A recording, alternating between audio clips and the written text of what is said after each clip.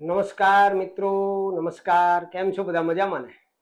દોસ્તો, આજે આપણે સ્વાધ્યાય 13.1 એનો દાખલા નંબર 7 અને 8 નો અભ્યાસ કરવાના છીએ. બરોબર, સોરી, 8 અને 9 નંબરના બે દાખલા જે છેલ્લા બાકી છે સ્વાધ્યાય 13.1 ના, એનો અભ્યાસ કરવાના છીએ.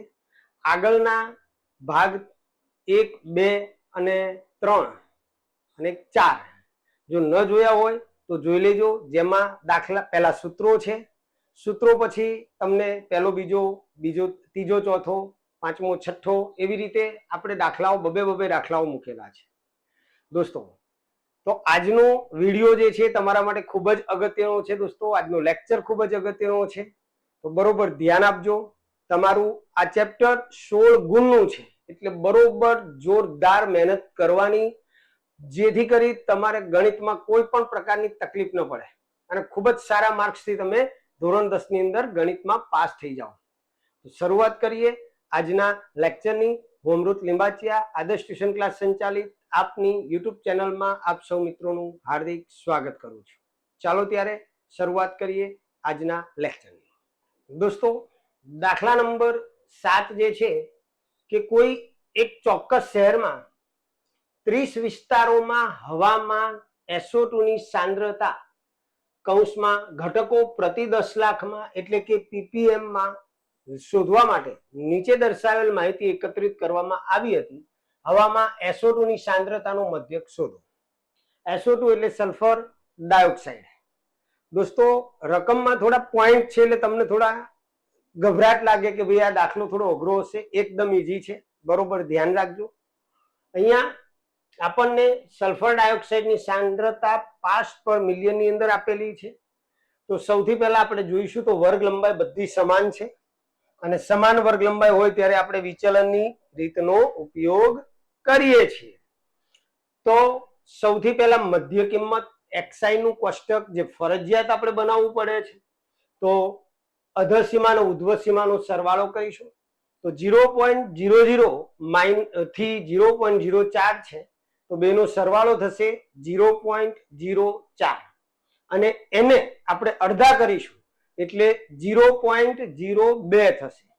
તો અહીંયા પહેલા વર્ગની મધ્ય કિંમત આવશે 0.02.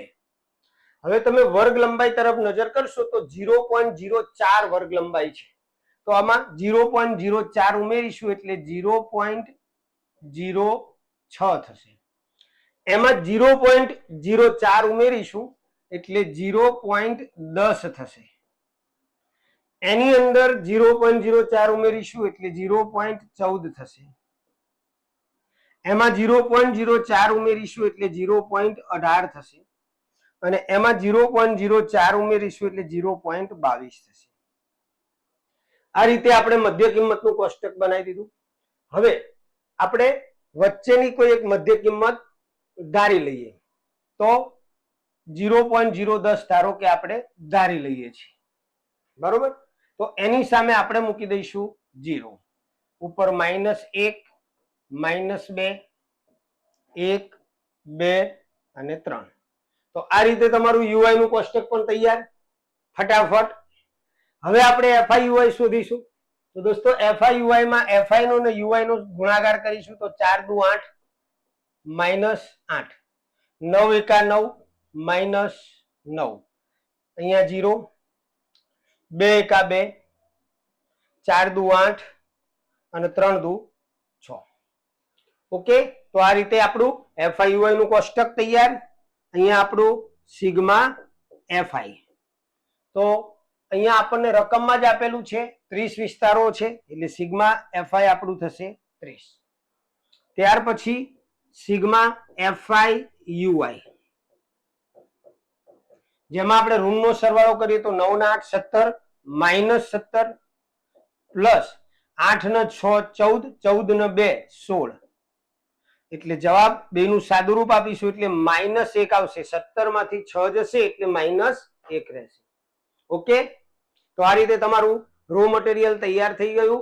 હવે આપણે વિચલનની રીતનું સૂત્ર મૂકી દઈએ. તો વિચલનની રીતનું સૂત્ર છે x બાર બરાબર એ વત્તા સિગ્મા એફઆઈ યુઆઈ છેદમાં સિગ્મા એફઆઈ ગુણ્યા એચ. દોસ્તો એની કિંમત છે 0.10.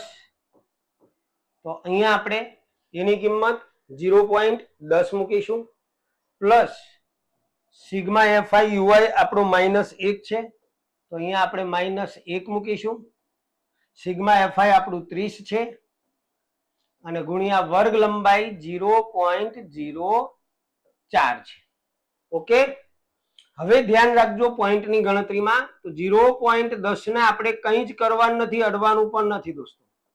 અહીંયા પ્લસ -1 ના છેદમાં 30 ગુણ્યા દોસ્તો આનો પોઈન્ટ આપણે દૂર કરીશું 0.04 એનો પોઈન્ટ આપણે દૂર કરીશું એટલે છેદમાં 100 આવશે કારણ કે દશાંશ ચિહ્ન પછી 2 અંક છે.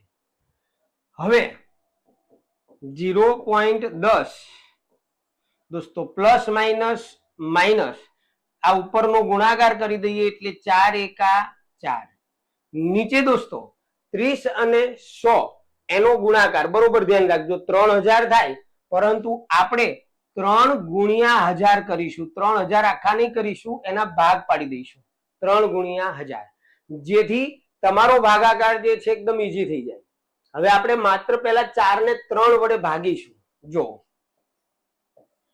4 ને 3 વડે ભાગીશું તો 3 એકા 3, 4 માંથી 3 જાય એટલે 1 રે, પોઈન્ટ મૂકી અને 0 મૂકીશું. 3 તરી 9, 10 માંથી 9 જાય 1 રે, 0 મૂકીશું. ફરી 3 તરી 9 એટલે 1.33 ચાલુ રહેશે. તો 0.10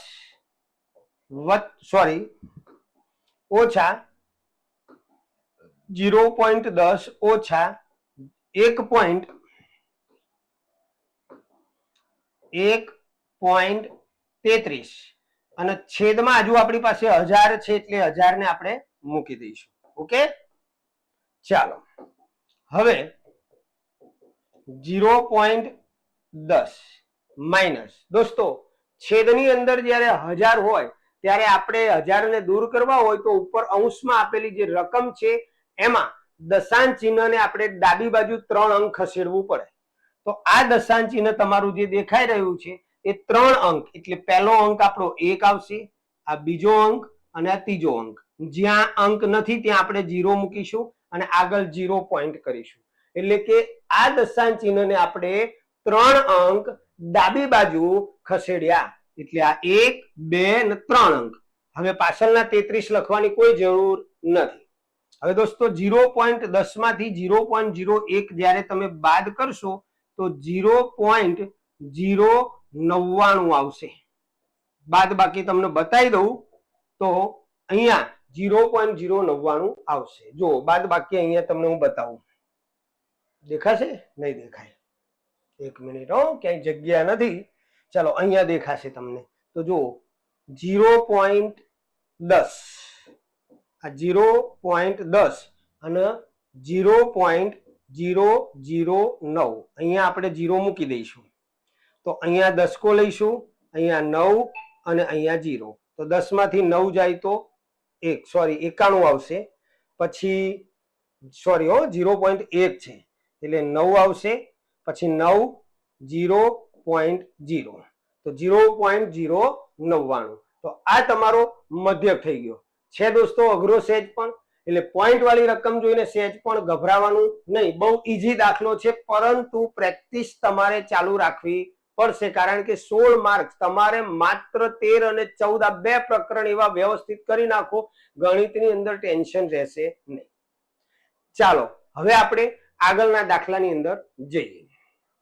તો દોસ્તો દાખલા નંબર 8 છેલ્લો દાખલો છે આ ચેપ્ટરનો કે એક વર્ગની સમગ્ર સત્રની 40 વિદ્યાર્થીઓની ગેરહાજરીની યાદી વર્ગ શિક્ષક પાસે છે. વિદ્યાર્થીઓની ગેરહાજરીના દિવસોની સંખ્યાનો મધ્યક શોધો. જો દોસ્તો અહીંયા વર્ગ લંબાઈ તરફ નજર કરો તો 0 થી 6 એટલે 6 વર્ગ લંબાઈ થઈ, 6 થી 10 તો 4 થઈ, મતલબ વર્ગ લંબાઈ બદલાઈ ગઈ. અને જો વર્ગ લંબાઈ અસમાન હોય તો તમારે એને વિચલનની રીતે ગણી શકાય નહીં.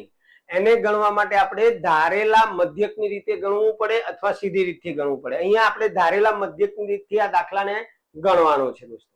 તો જો બરોબર શું કરવાનું, તો સૌથી પહેલા આપણે મધ્ય કિંમતનું કોષ્ટક બનાવીશું, જે તમને ખ્યાલ જ છે કેવી રીતે બને. તો 0 અને 6 નો સરવાળો કરીશું, 6 થશે, એને 2 વડે ભાગીશું એટલે 3. પરંતુ વિચલનની રીતમાં આપણે જેમ વર્ગ લંબાઈ ઉમેરી દેતા હતા એમ આમાં ન થાય, કારણ કે અહીંયા વર્ગ લંબાઈ જુદી જુદી છે. તો દોસ્તો 6 અને 10 16 થશે. 16 ને આપણે જ્યારે 2 વડે ભાગીશું એટલે અહીંયા આવશે 8. ત્યાર પછી 10 અને 24 નો સરવાળો, 10 અને 14 નો સરવાળો 24 થશે, એને 2 વડે ભાગીશું 12. 20 અને 14 નો સરવાળો થશે 34, 34 ને 2 વડે ભાગીશું એટલે આપણને મળશે દોસ્તો 17. 20 અને 28 આ બેનો સરવાળો કરીશું તો 48 થશે, અને 48 ના અડધા કરીશું તો 24 થશે. 24 નું 48 થાય. ત્યાર પછી અહીંયા 30 ને 20 50, 50 ને 10 60 ને 66 થશે, સરવાળો 66 થશે. તો 66 ના અડધા કરીશું 13 થશે, સોરી 33 થશે. અને 40 ને 30 70 ના 8 78, 78 ના અડધા કરીશું તો 39 થશે. તો આ રીતે દરેક વર્ગની મધ્ય કિંમત તમારે શોધવી પડે. જ્યારે વર્ગ લંબાઈ જુદી જુદી હોય ત્યારે ફરજિયાત તમારે દરેકની મધ્ય કિંમત અલગથી શોધવી પડે. હવે આપણે શું કરવાનું, તો આ જે મધ્ય કિંમત છે એમાંથી એક મધ્ય કિંમતને આપણે ધારી લઈશું. તો કઈ મધ્ય કિંમત ધારીશું, તો સમજો કે 17 ને આપણે ધારી લઈએ છીએ, તો એની સામે આપણે મૂકી દઈશું 0. હવે બરોબર ધ્યાન આપજો કે અહીંયા પેલામાં -1 -2 -3 એવી રીતે મૂકતા હતા એવી રીતે નહીં મુકાય, કારણ કે ડીઆઈ બરાબર xi ઓછા a છે. તો આ એક બેટા સૂત્ર આપેલું છે, જેનો મતલબ હું તમને અહીંયા સમજાવી દઉં. ડીઆઈ બરાબર xi માઇનસ a. તો અહીંયા આપણે ધારો કે પહેલા વર્ગનું ડીઆઈ નું કોષ્ટક બનાવવું છે, તો એનો xi કેટલો છે, તો કે 3, અને a કેટલો છે, તો 17. હવે 17 માંથી 3 જાય તો 14 રહે, અને મોટા આંકડાની નિશાની આવે તો -14 આવશે. એ જ રીતે બીજા કોષ્ટકનું આપણે ડીઆઈ નું ખાનું બનાવવું છે, તો એની xi ની કિંમત કેટલી છે, 8, એટલે અહીંયા આપણે 8 મૂકીશું. 17 ઓછા 8 એટલે -9 થઈ જશે, બરોબર, -9. ત્યાર પછી આપણે અહીંયા 12 મૂકીશું, xi ની જગ્યાએ આપણે 12 મૂકીશું. તો 17 માંથી 12 જાય તો 5, -5 રહેશે. આ રીતે 0 ની ઉપર ઋણ સંખ્યા જ આવશે. હવે નીચે 24 છે, xi માં 24, તો 24 xi અને ઓછા 17, મતલબ 24 માંથી 17 બાદ કરવાના દોસ્તો. તો કેટલા રે, 4 ને 3 7.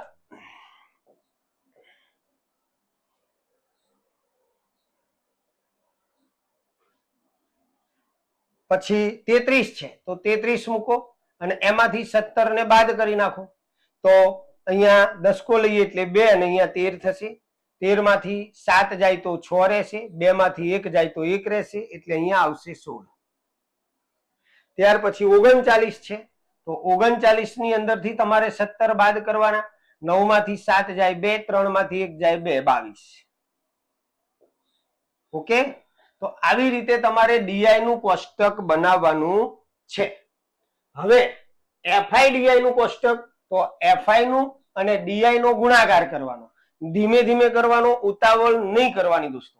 તો 14 અને 11 નો આપણે ગુણાકાર કરીએ, 14 ગુણ્યા 11, 0 4 1 4 1 એટલે 4, 4 ને 1 5 અને 1 154, -154, બરોબર.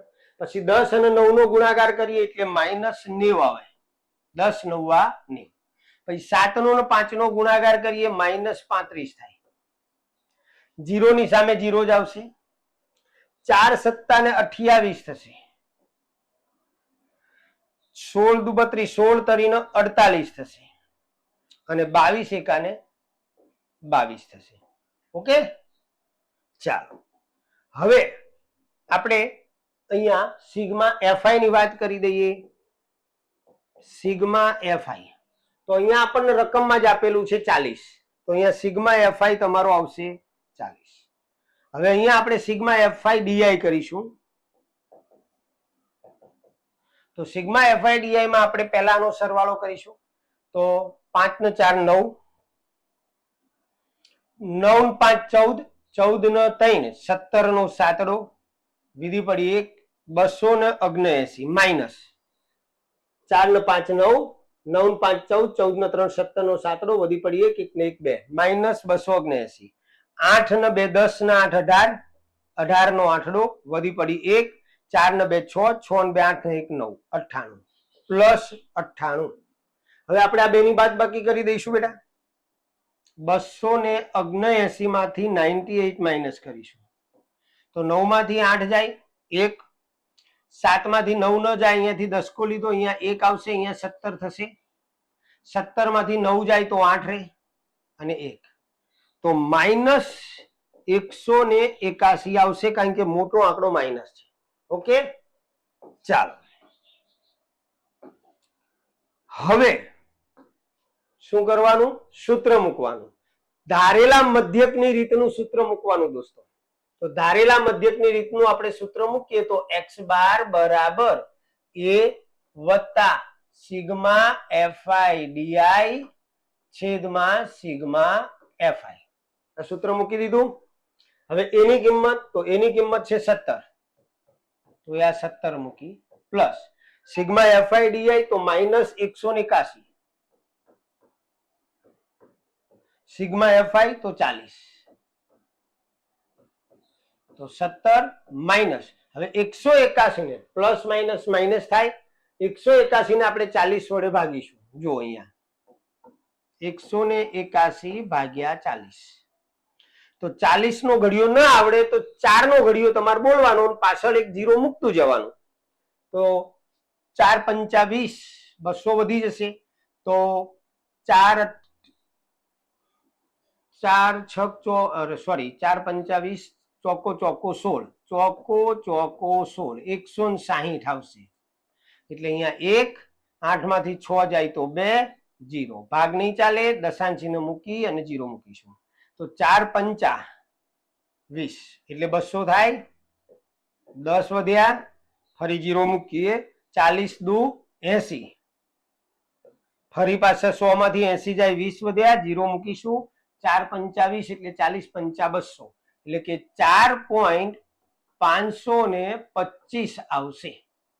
ઓકે, ભાગાકારમાં પ્રેક્ટિસ કરવાની, કારણ કે તમારે જે અટકવાના છો ત્યાં ભાગાકાર જ છે, એટલે ભાગાકાર તમને ખાસ આવડવા જોઈએ.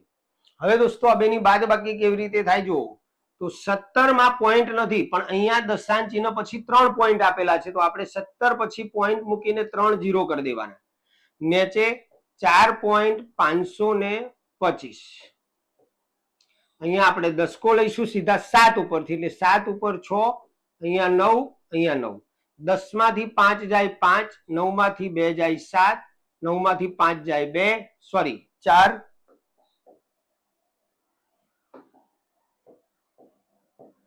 6 માંથી 4 જાય 2 અને 1, 12.475 એ તમારો x બાર આવી ગયો. ઓકે દોસ્તો, દાખલા નંબર 9 છેલ્લો દાખલો આ ચેપ્ટરનો, સ્વાધ્યાય 13.1. તો દોસ્તો અહીંયા આપણે જોઈશું કે નીચેનું કોષ્ટક 35 શહેરોમાં સાક્ષરતા દર આપે છે, સાક્ષરતા દરનો મધ્યક શોધો. અહીંયા તમે વર્ગ લંબાઈ તરફ નજર કરશો તો સમાન વર્ગ લંબાઈ છે, અને વર્ગ લંબાઈ સમાન હોય ત્યારે આપણે વિચલનની રીતથી દાખલો ગણીએ છીએ, જેમાં પહેલા આપણે મધ્ય કિંમતનું કોષ્ટક બનાવીશું. કેવી રીતે બનાવવાનું એ તમને ખ્યાલ છે. આ બંનેનો આપણે સરવાળો કરીશું, 45 અને 55 નો. 45 ને 55 કેટલા થાય દોસ્તો? તો તમને ખ્યાલ જ છે 100 થશે. તો 100 ના અડધા કરીશું, એટલે અહીંયા આપણું મધ્ય કિંમત પહેલી બનશે 50. હવે વર્ગ લંબાઈ કેટલી છે? તો 45 ને 10 55 થાય. 45 ને 10 55 એટલે કે 10 10 ની વર્ગ લંબાઈ છે. તો આપણે આમાં 10 ઉમેરીએ એટલે 60 થશે. 60 માં 10 ઉમેરીએ એટલે 70 થશે. 70 માં 10 ઉમેરીએ એટલે 80 થશે. 80 માં 10 ઉમેરીએ એટલે 90 થશે. આ રીતે તમારું મધ્ય કિંમતનું કોષ્ટક ફટાફટ તૈયાર. એમાંથી આપણે વચ્ચેની મધ્ય કિંમત ધારીશું બેટા. તો વચ્ચેની મધ્ય કિંમતધારી એની સામે આપણે અહીંયા 0 લખીશું. હવે વિચલનની રીત છે તો ઈજી જ છે. અહીંયા -1 -2 1 અને 2. ત્યાર પછી fi અને ui નો ગુણાકાર કરીશું તો 3 દુ 6 -6 10 એકા 10 -10 11 તો અહીંયા 0 ની જોડે ગુણાકાર 8 એકા 8 અને 3 દુ 6. દોસ્તો અહીંયા આપણે સિગ્મા fi ની વાત કરીશું પહેલા. તો સિગ્મા fi માં આપણે 35 શહેરો આપેલા છે એટલે સિગ્મા fi તમારું થઈ ગયું 35. અહીંયા આપણે સિગ્મા fi ui તો 10 ને 6 16 થશે -16 વત્તા 8 ને 6 14 થશે તો બાદબાકી થશે એટલે -2 રહેશે. 16 માંથી 14 જાય તો 2 રેન મોટા અંકની નિશાની. તો આટલું રો મટીરિયલ ફટાફટ તૈયાર થઈ જાય. પણ પ્રેક્ટિસ જોઈશે. હવે આપણે મધ્યકનું સૂત્ર મૂકી દઈએ વિચલનની રીતે. તો x બાર બરાબર a વત્તા સિગ્મા fi ui છેદમાં સિગ્મા fi ગુણ્યા h.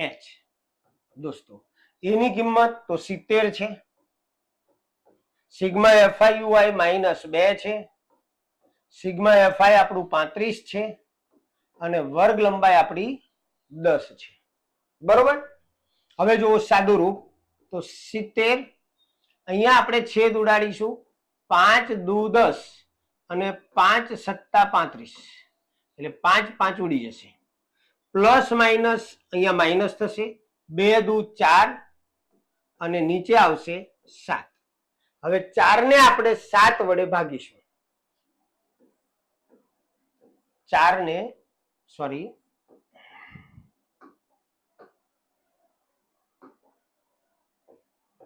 7 વડે ભાગીશું તો ભાગ નહીં ચાલે કારણ કે 7 કરતા 4 નાની સંખ્યા છે.